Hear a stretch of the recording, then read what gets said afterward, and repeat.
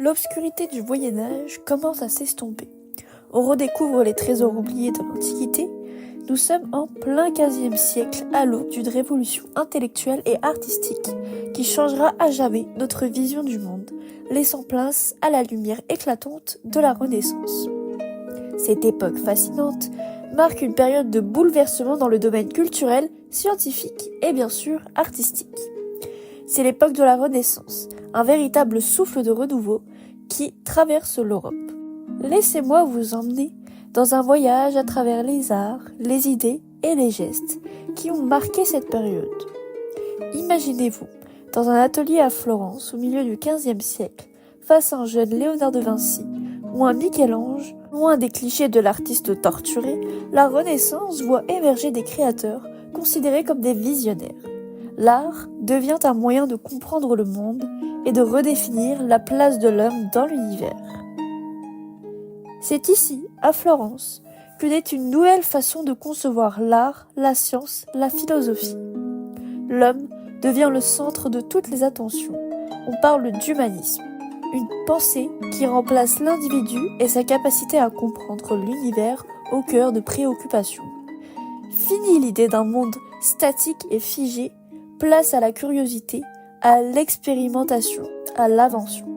Et l'art dans tout ça, il devient plus qu'une simple expression religieuse. Les peintres, les sculpteurs, les architectes cherchent à représenter le réel avec une précision inédite.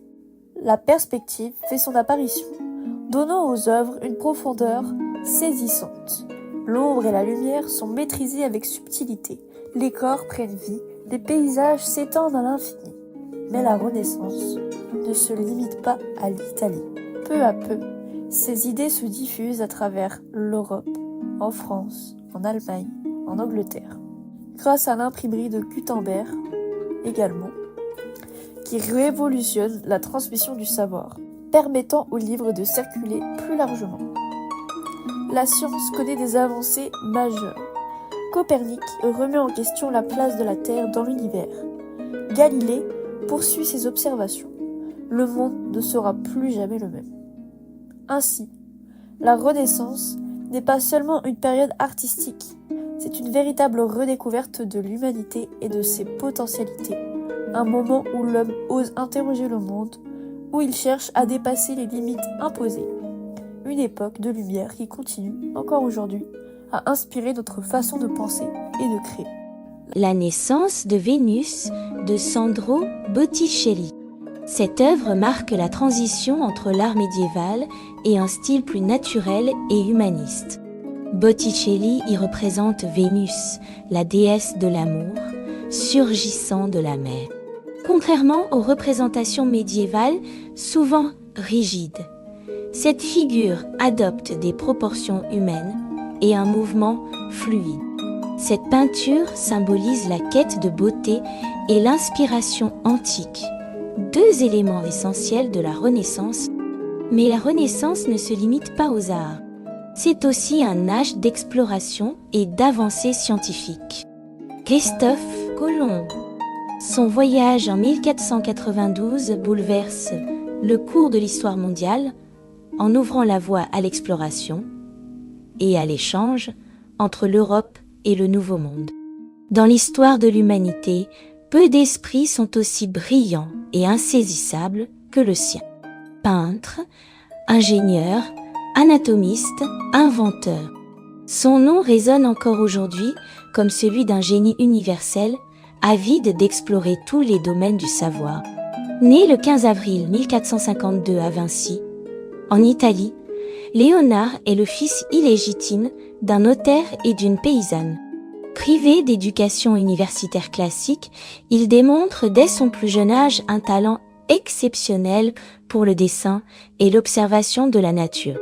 À 14 ans, il intègre l'atelier du maître Andrea del Verrocchio, à Florence, où il apprend la peinture, la sculpture et l'ingénierie. Il développe son sens du détail et sa fascination pour le mouvement et la lumière. Rapidement, il se fait remarquer par son talent et réalise ses premières œuvres, dont l'Annonciation. Mais il ne se contente pas de peindre, il cherche à comprendre. Comment fonctionne le corps humain? Comment la lumière se réfléchit-elle? Comment capturer l'âme d'un sujet dans une œuvre?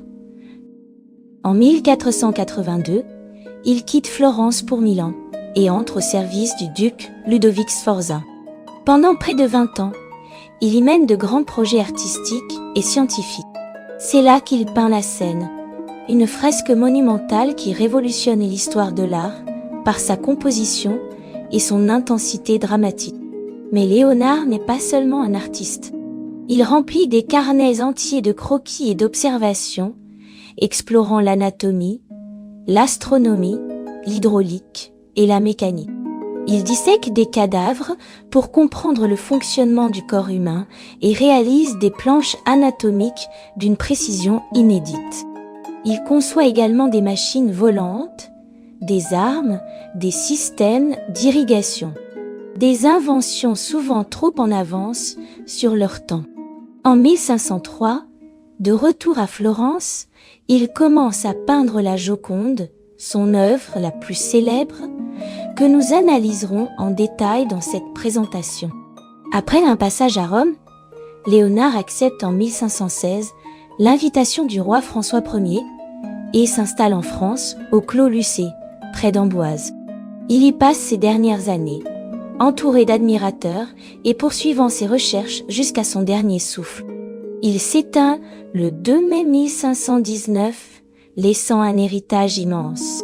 Aujourd'hui, Léonard de Vinci incarne le génie multidisciplinaire par excellence.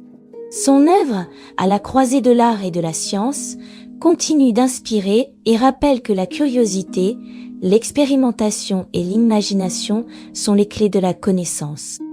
Parmi toutes ces réalisations, une œuvre en particulier fascine encore le monde entier, la Mona Lisa. Au-delà d'un simple portrait, ce tableau incarne tout le génie de Léonard, tant dans sa technique que dans son mystère. Ce qui intrigue dans ce tableau, c'est le regard de la Joconde. Elle nous fixe, mais sans vraiment nous regarder. Son sourire, quant à lui, est ambivalent, ni joyeux, ni triste. Il semble fluctuer selon la position du spectateur. Si vous observez de près, il disparaît presque, puis réapparaît quand vous vous éloignez. C'est comme si Léonard nous invitait à pénétrer dans l'intimité de son modèle, à saisir la complexité de l'âme humaine. Ce paysage flou, presque irréel, se perd dans une brume lointaine. Que signifie-t-il? Peut-être rien ou peut-être tout. Ce n'est pas simplement un décor.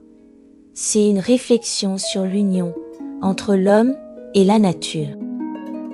La Renaissance, période d'exploration intellectuelle, cherchait à comprendre l'équilibre entre l'individu et l'univers. Léonard de Vinci nous invite à réfléchir à cette relation complexe, à cette quête de sens qui dépasse la simple apparence. Beaucoup se sont interrogés sur l'identité de la Mona Lisa. Était-elle Lisa Gherardini, l'épouse d'un marchand florentin, ou bien une création idéale de l'image féminine parfaite de l'époque? Le mystère de la Joconde dépasse les frontières de l'art et de l'histoire. Et c'est pourquoi elle reste un sujet de fascination. Après avoir évoqué l'énigme du regard et du sourire de la Joconde, intéressons-nous maintenant à la construction de l'œuvre et aux techniques utilisées par Léonard de Vinci. Imaginons que vous n'ayez jamais vu la Mona Lisa. Comment la décrire? Le tableau représente une femme assise. Vu de 3/4, son regard semble suivre celui qui l'observe, et son sourire discret intrigue. Derrière elle, un paysage brumeux s'étend jusqu'à l'horizon, créant une atmosphère presque irréelle. Les couleurs sont dans des teintes douces et nuancées. On retrouve des tons terreux, des brins dorés et une robe aux reflets légèrement verdâtres. Léonard de Vinci utilise ici la technique du sfumato, qui consiste à fondre les contours dans un léger flou pour créer un effet de profondeur et de douceur, l'arrière-plan, avec ses montagnes et ses rivières, le pont enveloppé dans une brume délicate, renforce cet effet de profondeur. On a l'impression que le paysage s'étire à l'infini. Léonard de Vinci, maître du détail et des proportions, construit son œuvre selon des principes rigoureux. La composition est en pyramide, avec la tête de la Mona Lisa comme sommet et ses bras formant la base. Cette structure triangulaire donne un équilibre harmonieux à l'image et guide le regard du spectateur. Léonard joue avec une lumière douce et diffuse. Contrairement aux peintures aux ombres marquées, il préfère un éclairage subtil qui enveloppe le visage et lui donne une apparence vivante. Cela contribue à l'effet presque magique du sourire de la Joconde, qui semble changer selon l'angle d'observation. Léonard a utilisé de fines couches de peinture à l'huile, appliquées avec patience pour créer des effets de transparence et de réalisme. Si l'on observe de près, on ne distingue presque aucune trace de pinceau, ce qui témoigne de son incroyable maîtrise technique. Entre commande et communication, la Mona Lisa n'est pas seulement une œuvre d'art, c'est aussi une œuvre de communication. Toutefois, Léonard n'a jamais livré ce portrait à son commanditaire et l'a gardé avec lui jusqu'à sa mort. Pourquoi ? Probablement parce qu'il voyait en cette œuvre une démonstration parfaite de son talent, un manifeste de son art. Aujourd'hui, la Mona Lisa est plus qu'un simple portrait. Elle est devenue une icône mondiale, utilisée dans tous les domaines, publicité, culture populaire, tourisme. La France, qui l'expose fièrement au Louvre, en a fait un symbole du patrimoine culturel national. De mon point de vue, ce qu'on peut retenir de la Mona Lisa après cette analyse, c'est que, au-delà du simple portrait, c'est une œuvre qui capte l'essence de la Renaissance, un mélange parfait entre science et art, entre observation et imagination. Elle nous invite à nous interroger sur l'émotion, sur l'identité et sur la façon dont l'art peut captiver un regard à travers les siècles. La Renaissance, c'est aussi des œuvres emblématiques, telles que la Seine, peinte par Léonard de Vinci en 1495 et 1498. Ce chef-d'œuvre monumental, réalisé sur le mur du réfectoire du couvent de la Sainte Maria della Grazie à Milan, mesure 460 cm de haut sur 880 cm de large. Léonard utilise une technique expérimentale mêlant trempe et l'huile sur plâtre. Pour poser un contexte, l'œuvre a été commandée par Ludovic Sforza, duc de Milan, dans le cadre d'un projet de rénovation du couvent de la Sainte Maria della Grazie, où il souhaitait faire ériger un lieu de mémoire pour sa famille. Ce tableau représente un moment crucial où Jésus annonce qu'un de ses disciples compte le trahir et où en ressort les expressions de ses différents apôtres. Les 12 apôtres sont disposés en 4 groupes de 3, créant un équilibre visuel parfait. Ce rythme scénique, inspiré des principes mathématiques et de la symétrie de la Renaissance, donne à l'œuvre une harmonie naturelle. Tous partagent une particularité. Aucun d'eux n'est en train de manger, car il était toujours mal vu de représenter un repas en train d'être consommé. Cependant, le pain et le vin sont bien présents, symbolisant le corps et le sang du Christ. Le premier groupe est composé de 3 hommes qui semblent bouleversés, exprimant une profonde inquiétude et une grande surprise face à cette annonce. Dans le deuxième groupe, Pierre tient fermement une lame dans sa main, laissant transparaître sa colère.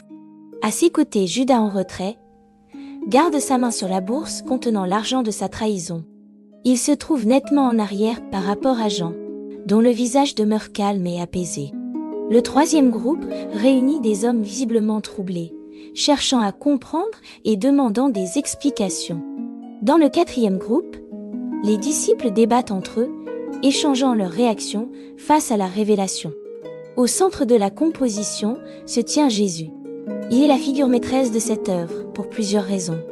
Il adopte une posture solennelle, une main posée sur la table, semblant désigner à la fois le plat et Judas, tandis que l'autre est levé dans un geste à la fois symbolique et empreint de bénédiction. Une des principales sources de lumière émane de l'arrière et le fait rayonner, renforçant son statut divin. Isolé au centre, il ne touche ni n'est touché par aucun autre personnage, ce qui le met en avant et lui confère une aura intemporelle, comme s'il pouvait être un tableau à lui seul. Un fort contraste est créé par la lumière qui éclaire son visage, opposé au mur et au fond plus sombre. Enfin, le point de fuite se situe sur la tempe droite du Christ, accentuant l'impression qu'il est le véritable point focal de l'œuvre. Mon ressenti pour cette œuvre est que la scène n'est pas qu'une simple œuvre d'art.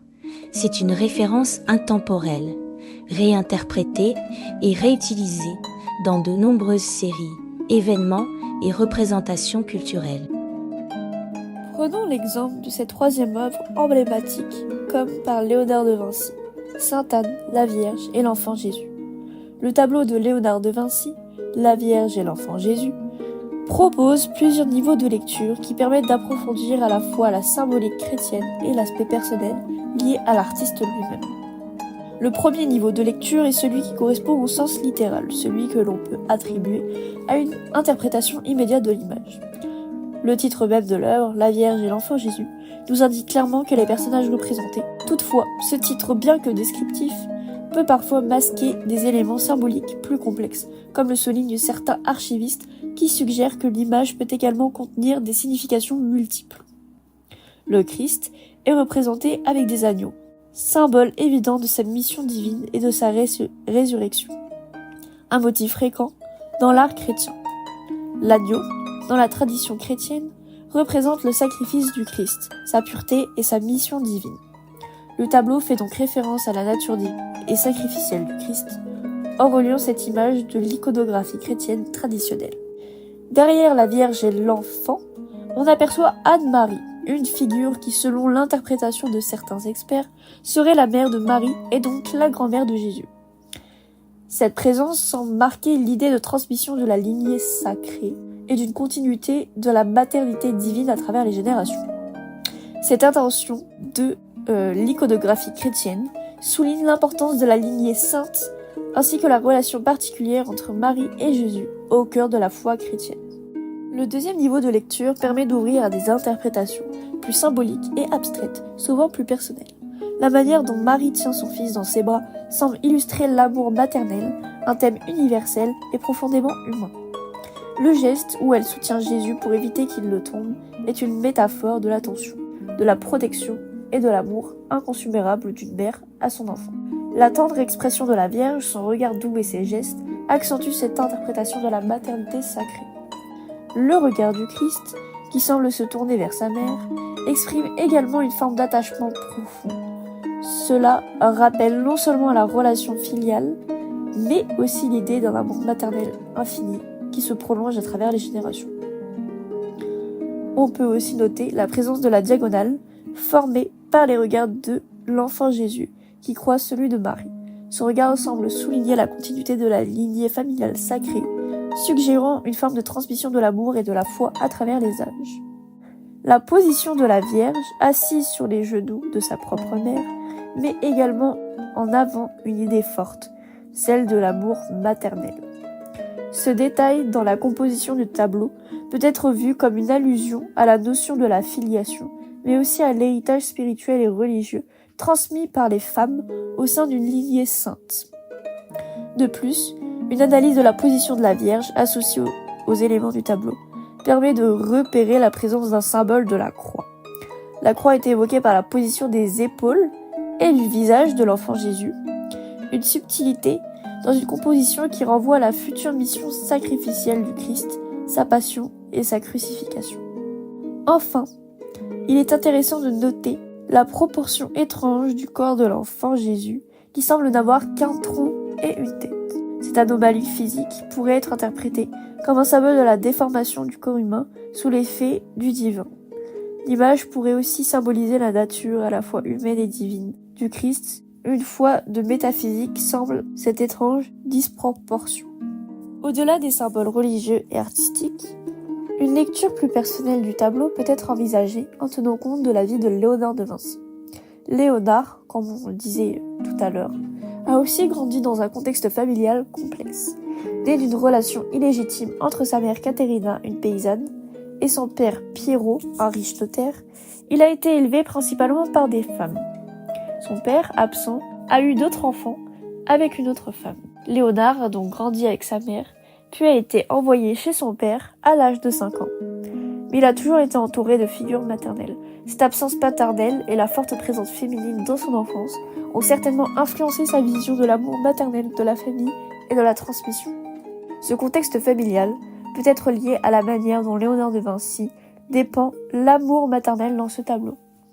L'intensité de l'attachement entre la Vierge et l'enfant Jésus semble traduire une sensibilité profonde de l'artiste pour la maternité et la protection des enfants. Une lecture plus personnelle de l'œuvre peut aussi faire d'interroger l'influence que l'enfance de Léonard, marquée par des séparations qu'avec son père, a pu avoir ses représentations de la famille et de la transmission des générations différentes.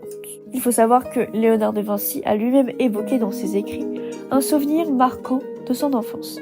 Il raconte que lorsqu'il était encore bébé, un vautour serait venu vers lui dans son berceau, lui ouvrant la bouche avec sa queue et la frappant à plusieurs reprises. Ce souvenir a été intégré dans un passage de ses écrits scientifiques où Léonard fait une pause pour évoquer cette scène étrange. Il semble que ce souvenir ait marqué son imaginaire et qu'il l'ait intégré dans ses représentations artistiques et symboliques. Le vautour, il faut savoir, est un animal qui apparaît dans de nombreuses traditions, qui est souvent associé à la déesse de la maternité, notamment à travers des coiffes représentant un vautour symbolisant la protection et le rôle nourricier de la mère.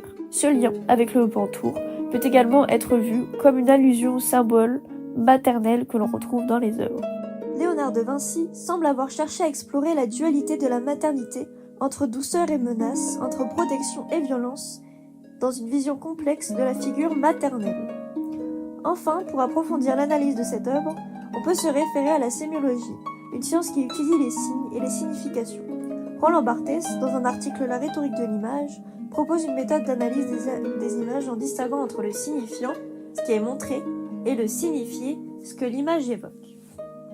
Barthes nous invite à réfléchir à la manière dont les images transmettent des messages culturels et sociaux. Dans le cas de ce tableau, le signifiant serait la représentation de la Vierge et de l'enfant Jésus, tandis que le signifié serait tout le système de signification culturelle et religieuse qui y sont attachés, tels que la maternité divine, la filiation sacrée et la protection maternelle. L'œuvre fait aussi appel à des symboles plus larges comme l'agneau, la croix et la succession des générations. Ces éléments viennent enrichir l'interprétation en ajoutant des couches supplémentaires de signification à l'image. Le tableau La Vierge et l'enfant Jésus de Léonard de Vinci est donc une œuvre complexe qui peut être lue à plusieurs niveaux, à travers une analyse littérale, symbolique, personnelle et sémiologique. On peut découvrir non seulement des significations religieuses et artistiquement profondes, mais aussi des éléments biographiques sur l'artiste lui-même, qui ont certainement nourri sa vision de la maternité, de la famille et de la transmission des valeurs à travers les générations. Chaque détail du tableau semble offrir une clé supplémentaire pour comprendre l'œuvre de ce génie de la Renaissance. Concernant l'histoire de ce tableau créé à Florence, puis fut conservé par Léonard de Vinci jusqu'à sa mort, pour en poursuivre lentement l'exécution picturale, toujours inachevée en 1519. L'œuvre fut très probablement acquise par François Ier en 1518. La Renaissance tourne beaucoup autour de Léonard de Vinci, c'est pourquoi nous avons choisi de nous attarder sur ce personnage emblématique. Il reste le génie de cette époque qui nous fascine encore aujourd'hui de par son talent et de ses multiples inventions. La Renaissance est aussi une révolution dans l'architecture et un exemple marquant est le château de Chambord, construit pour François Ier. Ce château, symbole du pouvoir royal, incarne parfaitement l'art de la Renaissance en France. Bien que l'architecte principal fût Domenico da Cortona, certains croient que Léonard de Vinci a influencé certains aspects du design, notamment l'escalier à double hélice qui permet à deux personnes de monter et descendre sans jamais se croiser. Tout comme les éléments qui symbolisent la hiérarchie sociale à travers l'architecture du château. Un design novateur des escaliers de Chambord serait inspiré par les idées de Léonard. Pourquoi 90% des amateurs d'art adorent Timeline, parce que c'est amusant, éducatif, et rempli de chefs-d'œuvre. Imaginez placer la Joconde, la Seine et le David de Michel-Ange en ordre chronologique. Vous y arrivez. Timeline. L'art de la Renaissance, c'est votre billet pour un voyage amusant et instructif à travers l'une des périodes les plus fascinantes de l'histoire. Riez entre amis en vous affrontant pour placer des œuvres d'art emblématiques au bon endroit sur la frise chronologique. Chaque carte présente de magnifiques reproductions d'œuvres phares de la Renaissance avec des anecdotes captivantes au dos. Parfait pour les soirées-jeux, les moments en famille ou simplement une partie décontractée entre passionnés d'art. Plus qu'un jeu, c'est un chef-d'œuvre en soi. Alors, qu'est-ce que vous attendez ? La Renaissance ne se limite pas à la peinture, et c'est pourquoi nous avons choisi de faire retranscrire toutes les formes de l'art dans nos jeux de cartes. Bref, la Renaissance est une période qui dépasse les frontières des disciplines artistiques. Elle a redéfini l'art, les idées et les valeurs de son époque, tout en continuant à nous interpeller encore aujourd'hui.